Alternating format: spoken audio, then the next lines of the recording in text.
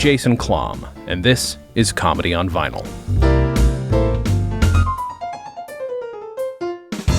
Hi everybody, Jason Klamm here, once and future host of the Comedy on Vinyl podcast. You can find that at comedyonvinyl.com unless you're listening to an audio version of that there, provided I remember to post it this episode I haven't posted in a while. I'm doing a very fun unboxing. I hate that word, but it is what we call that thing, where we open up a box and take the thing out. Not that deboxing is any better. I can't think of a better term for it. But this is from the good people at Stand Up Records. Stand Up Records, based out of Minneapolis. Those folks, longtime underwriters of the Comedy on Vinyl podcast. They're half the reason that show ever sounded good. The microphone that I'm recording this on, while it would sound better if I were talking into it like this, this microphone, a lot of delightful things are the result of the good people at Stand Up Records, and they still send me records. Which is very kind, because I still love me some good comedy vinyl, especially new stuff. I don't collect the old stuff as much because I overloaded myself. In fact, I'm probably getting rid of some of my older bits of my collection that are just not of interest anymore, and keeping a lot of the new stuff, but especially stuff like this that is both old and new. Let's see what I mean. This is very, very exciting. There is so much in here. So there's some stuff in here that I don't have full backstories for yet, so I won't go over all of it. But I will tell you why some of this has come my way. Oh my goodness gracious. Spoiled. I'm always spoiled every time. Okay. We're gonna start here with these 3 vinyls. I don't call them vinyls, but I just did. So these 3 vinyl albums. All right. So, Stand Up Records, and I've been talking with them for a while about this, waiting for these to come out. I'm not going to fully open these as we talk. Actually, you know what? That's a lie. That's the whole. Well, that's not the point of an unboxing. But anyway, I'm going to ramble some more. No, but these are re-releases of these classic Richard Pryor albums. I'm now realizing the ring light is causing a bit of a problem. There we go. So there we go. Richard Pryor. Craps After Hours. What is making me, something's happening with my camera. And then Live at the Comedy Store, 1973. These 3, over the course of doing Comedy on Vinyl, I am sure these got listened to, but more often than not we talked about Live at the Sunset Strip, because that's just how it would go. That's what most people picked. So I'm excited to re-listen to these records, especially since I don't remember any specific bits off of them. Apologies in advance. So I'm going to very carefully just take care of that. These vinyl, these records haven't been on vinyl, in 40, 50 years. My goodness. This is the thing. Like, Dan Schlissel over at Stand Up, like, he knows how to shop for the right stuff. He knows how to shop for, the materials, the right vinyl. Okay, I like to check in case it's, I do not believe any of these are the colored vinyl, but you can get colored vinyl of these records, unless they're sold out. I don't want to speak out of turn here. Monday, October 29th, 1973, Richard Pryor hits the Comedy Store for the first of a 4-night run that will, within months, yield one of the greatest comic documents of all time, a generational sea change no one saw coming. Some great liner notes. I'm not going to read those off to you. That would be weird and kind of ruin some of the surprise. These are beautiful. These are absolutely just beautiful recreations, because I found these records before, any of these, the original copies, and it's just like, admittedly, having certain albums in your collection can be a little discomforting, if only because you're like, well, there's some words that are in some Richard Pryor titles that are uncomfortable. And then there, even though the statement is his, this cover on its own, sure, if any explanations have to get made, I don't want to be the one explaining them. But now I have it. More liner notes, beautifully laid out in the middle. Look at that. Look how gorgeous that is. There is this sense of the importance of the archive that Stand Up Records has always had. They want their records to be a collector's piece, something frameable potentially, but if it's on your shelf, it has to also be worth looking through. I mean, framing this honestly, I mean, if you're gonna frame it, buy two copies of it, or just frame the original, because this is a piece. This is the thing you open. This is the thing you look at. Any of the new materials that are in here, if they're new, yeah, looks gorgeous. These are just really nice recreations, and then the cover, yeah, I mean. Yeah, these are great. These are great. A lot of times, if people try and re-release stuff and don't pay attention to how to do them right, how to set the fonts right, it ends up looking uneven, weird, and then the photos look digital and crunchy and gross. That is not the case here. Obviously, all the fonts are properly, relaid out. Everything has been put together as it would have been at the time. And that's the attention to detail that I love, and something that I'm always keeping in mind for when I finally get my own vinyl release one of these days, eventually down the line. And it's something we're keeping in mind for the record that I produced with Stand Up Records. It has not come out yet. You will see it eventually. It's the Dick Davey record. That's not what we're here to talk about. I just like opening these gatefolds and looking how gorgeous these are. Yeah. So here we are. There's the inside. Wow. Yeah, love it. Love how this looks. Man. Yeah, that's right. And this was were they both? I'm trying to remember. That was a Laugh album for sure. I'm not the guy to ask of who released what when. Always. Sometimes I know, sometimes I don't.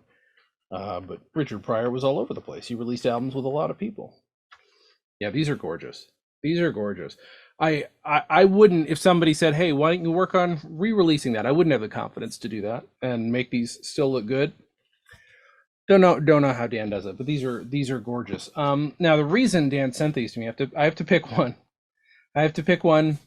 For something that I'm working on here. I'm in the Detroit area, as you may have known from the Comedy on Vinyl podcast for years. I was in LA, and I've been in the Detroit area for the last couple of years. And at the Berkley Public Library, I'm going to be doing the first of what I hope are more displays, basically on the history of vinyl comedy. And it's going to cover the first people to do comedy records, the different formats of comedy records. Will be a small segment. I've got like 7 by 10 feet that I can cover. So I have to cover the whole history of vinyl comedy, all the way from Red Fox to, modern stuff, including re-releases like this. I have to debate where these go, because obviously Pryor has to go in there, but do they go under, contemporary?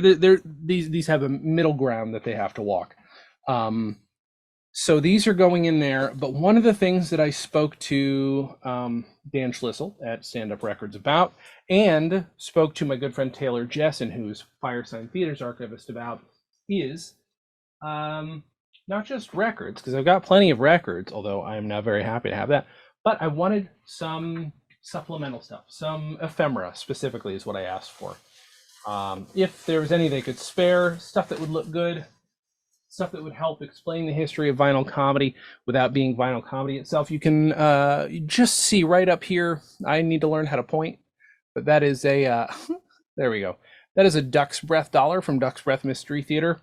That is a promotional piece. I have some other similar stuff coming in the mail, I do believe. There we go. Nice note from Dan in there. But what was also sent along, again, I said anything you've got that helps tell the story. We have these 3 trading cards, Richard Pryor trading cards, that were made for and are released with these records. Yeah, they look gorgeous. These are fantastic. Different pieces of art. I love them. I love them. I don't want to show them for too long. I don't want to spoil anything too much. I don't think Dan knew how much I would appreciate having these, actually. But these stirrers, these, again, promotional items are, to me, tell just as much of a story as anything else. I'm going to put In the display, I'm hoping you could always order with Rusty Warren records. You could become a member of the Knockers Up Club. Well, if you had the little order form, if you had the records, you usually had the order form in there. I might put that in there. There was a recreation of the original Knockers Up Club certificate you could get that I was once given by Rusty Warren's archivist, who I'm also speaking with about this. And a delightful pin. What do we have here? This is amazing. Yep, this is great. This is great. This is a stand-up. This is a coin. This is for one specific artist. And my eyesight is great right now, so I don't know who this is. I'm going to have to ask Dan the history behind this amazing coin, but it's also beautiful and fantastic. Stuff like this is absolutely going in the display. I want people to. The Berkley. Now, the reason I chose it is that the Berkeley Public Library is one of the few public libraries I know of that's recently started a vinyl lending program. And I asked, like, hey, what's your comedy situation? Do you have any? And I don't know that they had any. They may have had a couple, but I gave them a record that I distribute called "A Gift You Didn't Ask For" from Friends You Never Had. It's so great.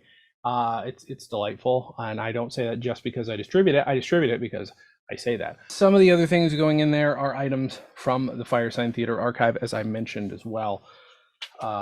If you are familiar with the Papoon for President campaign, I asked for some of the details, and some of these details were like, this is just a thing they made. So this is a true Papoon business card. It's business card size. You can't see the text as well on this terrible camera. My apologies for that. That face is as clear as it is because that is the point. National Surrealist Party official membership card. That's in there. We've got some stickers. We have this amazing flyer, this mimeoed flyer for a Firesign show, for Everything You Know Is Wrong. We have a Firesign Theater 25th anniversary reunion tour with an amazing line art version of the Don't Crush That Dwarf cover. And also, in case I didn't already have them, two of the best looking records. Now I have to pick a Firesign record probably. And it would have to be from my own collection, either Fighting Clowns or, or this one, In the Next World You're on Your Own. That froze my camera for a second. And still is doing so, but here we go. There you go. You get a nice freeze frame of it. That or Lawyer's Hospital, which is one of the other ones that Taylor was kind enough to send me for my display. And I have other things coming on their way as well. But I wanted to show people some of the stuff that you'll be able to see. If you, for some reason, if you live here, great, come on by. But if you somehow visit in September, here in Metro Detroit, but specifically over in Berkeley, you'll be able to see this display for a month. I don't know if it'll last any longer, depending on what they've got there and what they don't have, but it'll at least be there for the month of September. And that actually worked out perfectly because that is also the same month that my book is coming out. My book, which I have to talk about, you can see right here, I've printed out a copy of the cover is called We're Not Worthy. It's the history of 1990s TV sketch comedy. As you probably know, if you know anything about me, I love sketch comedy. I talked about Cheech and Chong a lot on the podcast because they're one of the reasons I started it. And I love Firesign Theater, even though calling them sketches, maybe, I don't know, it's not entirely accurate. It is definitely sketch adjacent at the very least. But I love sketch, and this book is about 1990s TV sketch history. I interviewed 150 people for it, including Bob Odenkirk, Mike Myers, Carol Burnett, because she had a show in the 90s, but also interviewed her about her show in the 60s. Marsha Warfield. Let's see. I almost named somebody I didn't interview because it was somebody I really wanted to interview. Let's see. So many people. Julie Brown, Alan Ruck. There's so many people I haven't remembered to mention online because it's 150 people. But the foreword was written by David Wayne, which is insane. I have not processed that yet. Have not processed it. But if you go to sketchcomedybook.com, you will be able to pre-order it. Not directly from the website. There are links to pre-order it. You can pre-order it at Amazon, which from what I understand helps. We have been #1 in a couple different categories here and there since I announced it back in April. But it'd be good to have it be solidly #1 for a good period of time, or maybe in all of books. That's, look, that's hopeful. That's pie in the sky, but that's how my brain goes. That's fine with me. Let's do it. If you can make it happen. I'm very excited about the book. Wrote it all of last year. I actually started around a little bit around this time last year and just started interviewing the shit out of everybody. And it was so much fun. I just love 90s sketch comedy. That's when I started doing sketch. And it's the most prolific decade of sketch comedy pretty much ever. And I hope you enjoyed as much as I did. It covers basically 15 to 20 shows, and then there are about 9 or so other chapters that are about different sketch comedy or improv schools, or about some stuff, not side shows, but shows that couldn't get their own chapter for the sake of length of the book. And then there are a couple other just little side pieces.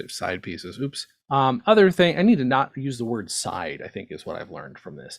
But yeah, all those chapters were just genuinely exciting to research and fun to come up with stuff for, because I knew bits and pieces as it goes. That's how it always goes. But then I interviewed so many people who, I don't know, who just made stuff, like Tracy Newman, who was there at the beginning of the Groundlings and whose sister is Lorraine Newman, who went on to SNL. I interviewed Bill Odenkirk, brother of Bob Odenkirk. I also interviewed Bob, but Bill Odenkirk. I interviewed Paul Myers, and I interviewed Mike Myers. Paul Myers, great, just brilliant historian who wrote, who wrote One Dumb Guy, the Kids in the Hall book. Fantastic book. Go watch the documentary, which was produced by one of my other interviewees, Nick McKinney. Mark McKinney's brother, but he's also his own person, and who has had a sketch show, Canadian sketch show called The Vacant Lot, which is great and has one of the great openings, as has been pointed out online. Yeah, there's a lot of really great stuff in there. Did I cover all your favorite hits? Maybe. Did I for sure cover all of them? No, there are too many. I discovered that there are at least 60 or more, and that didn't count kids shows and animation. I cover those in bits and pieces, and I even did some really big interviews on some of those shows, but those didn't even get their own chapters. I'm hoping maybe a follow-up at some point, but for right now, we're just going to deal with what's in this book, which is, I think, the core of what you need to know about 90s TV sketch comedy. That is it. Thank you for that. Thank you for watching me unbox these amazing frigging records. I hope you can come see the display over in Berkley. If you can't, I'll shoot some video, take some photos of it. But that is it. Thank you so much. And as always, have a good thing.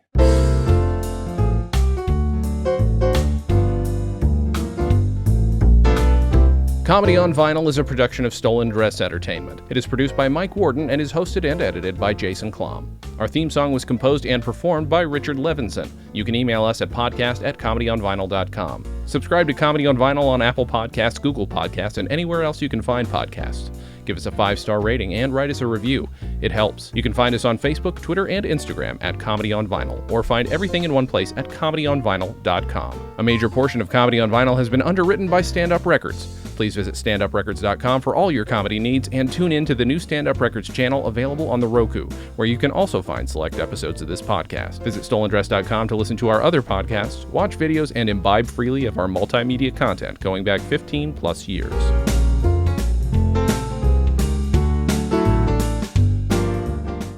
Stolen Dress Entertainment. Hey, it's my turn.